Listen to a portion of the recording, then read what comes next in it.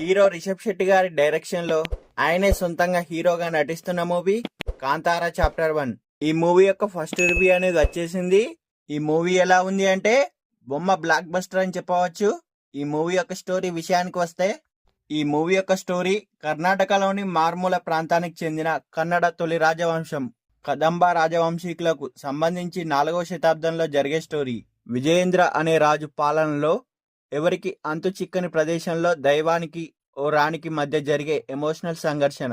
ఆ కాలంలో సంస్కృతులు, ఆచారాలు, దేవుడిపై అక్కడి ప్రజలకు ఉండే మూఢనమ్మకాలు, భక్తి ఇలాంటి అంశాలను కలబోసిన కథ అనే బయటకు వచ్చింది.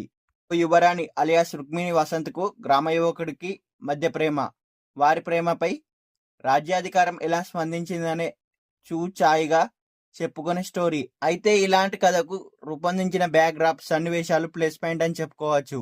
అంతేకాకుండా సన్నివేశాలను ఎలివేట్ చేసే నటీనటుల పర్ఫార్మెన్స్, అజనీష్ గారి మ్యూజిక్ కూడా మరో హైలైట్ అని కూడా చెప్పవచ్చు.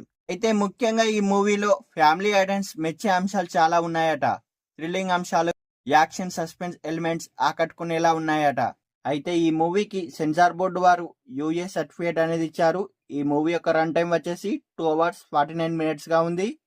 ఈ మూవీకి ఇంత రన్ టైం ఉండడానికి కారణం కన్నడలో తొలి రాజవంశం చరిత్ర, అందులోని పాత్రను క్లియర్ గా ఎస్టాబ్లిష్ చేయడం వల్ల ఈ మూవీ యొక్క నిడివిని పెంచాల్సిన అవసరం ఉందని మూవీ యొక్క యూనిట్ వెల్లడించడం జరిగింది.